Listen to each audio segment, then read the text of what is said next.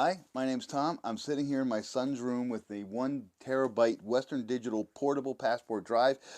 He uses this particular one for gaming and he uses it for his Xbox XS down here. What he does, he kind of plugs it in and he will move games off of the internal drive to this drive. It works really well. Some games you can actually play off it. If it's XS optimized, he has to play it on the internal, on the drive in there.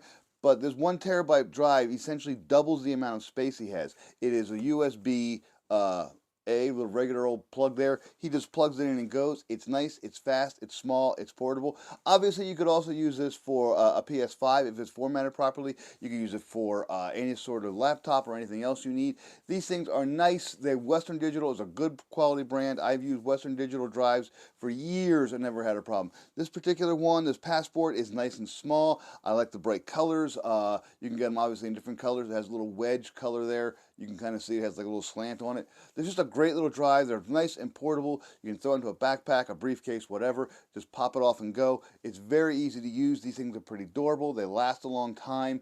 And there's really not much else to it. You just kind of plug it in and go. I like it again for gaming, but you can use yours for all sorts of other things.